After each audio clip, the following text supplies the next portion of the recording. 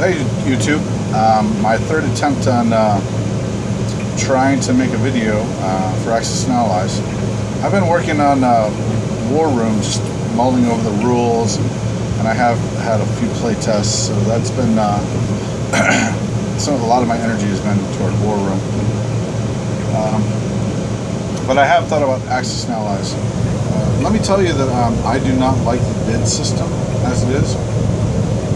I think the problem is, honestly, too many Axis troops. So if I was to do a bid, I think I would do a negative bid. So what does that mean? That means, for instance, that let's say you would get to take off as the Allies.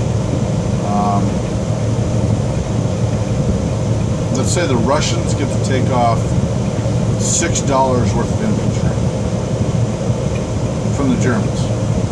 The United Kingdom gets to take off 10 IPCs, and the Americans get to take off 10 IPCs. So, $26 negative for Germany, and they get to pick those anywhere they want to. That's the European theater. And then the Pacific theater, Anzac gets to take off boats,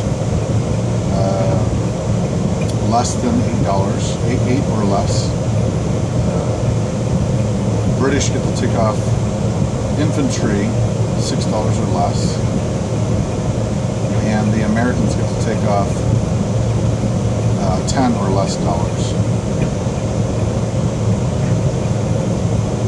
Chinese get to take off $3,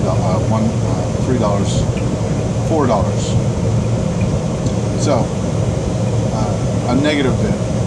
Just a thought, an idea, how to compensate. Another way to compensate, either contiguous or separate, would be to allow a allied non-combat move before every one of the forces. Maybe with the exception of Russia. Honestly, I think the European theater is a bit more balanced. I think the previous rule suggested a negative bid would take care of that. But particularly for the Americans and in the Pacific theater, I would allow a troop movement. It could be as simple as one non-combat move before the game begins for all these guys, because it's not 1941, right? It's not 1941. If it was 1941, they would not be allowed to move. But it's not 1941, it's 1940.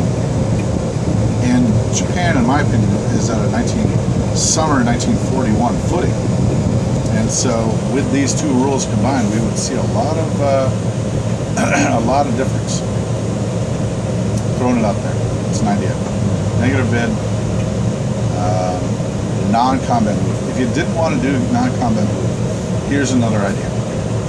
This is a little more radical. The Americans, the Allies in the Pacific, I think.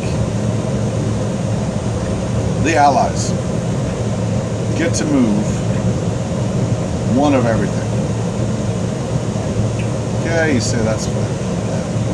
Within the space limits provided by each individual unit. So they get to move one of everything.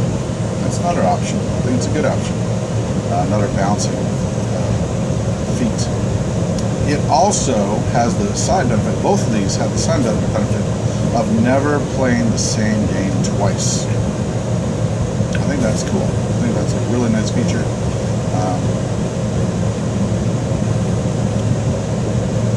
Yeah, so you don't play the same game twice. I want to throw in there third idea, and I think I'll save my other idea for another video because it's kind of radical. It's a house rule. It wouldn't be a balancing feature. But this, so your negative bid, movements either non-com before first turn for the allies, or one of each individual unit. I want to talk about a handicapping system. So in golf, they have handicapping. Well, what does that mean? That means a guy shoots 41. His average every day is 41. If he shoots a 42, he's +1. His score is +1. If he shoots a 36, his score is -5. Well, if you play with people and you're winning, you could start a bidding system. Not a bidding system, a handicap system. So you've got these three features. The opposition opponent says, I get to take away the negative bid. That's reasonable. I can beat you without the negative bid. It's a handicapping system. You could say, you don't get the pre-move non-combat move. Tier 1, you don't get 1. Tier 2, you don't get 2. Tier 3, you don't get all 3. It's a balancing feature that really could effectively,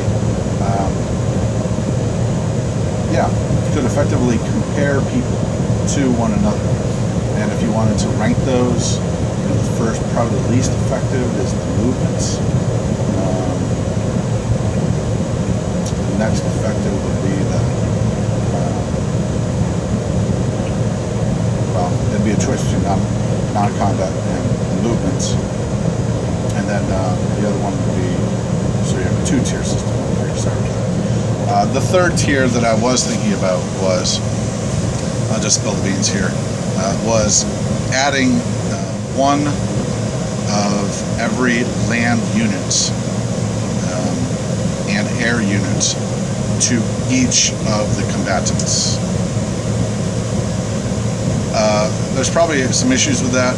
Size of armies, obviously that makes a substantial difference to Anzac. It doesn't make as big of a difference to, because you're almost doubling Anzac's army, in that case, a third maybe.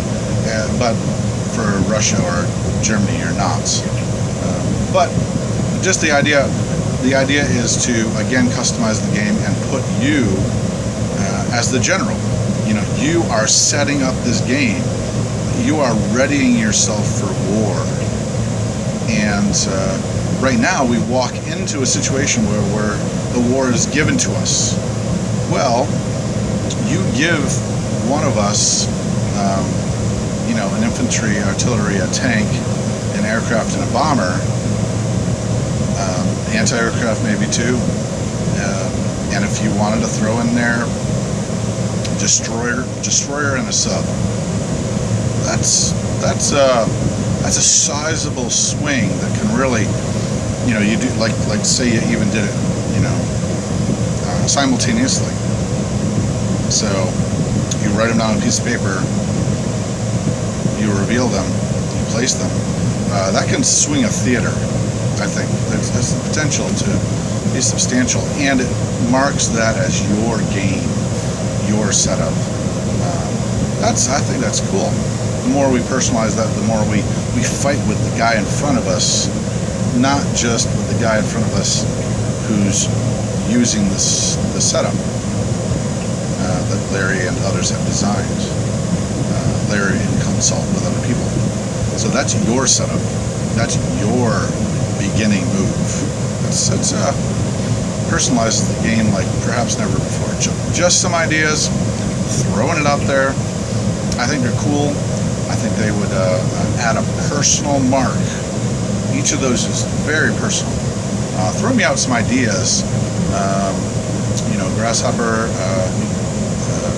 and General Hand Grenade. Others, variants. I'm going to miss someone. Big E.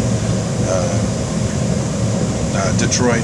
Give me some idea, feedback. What do you think about these?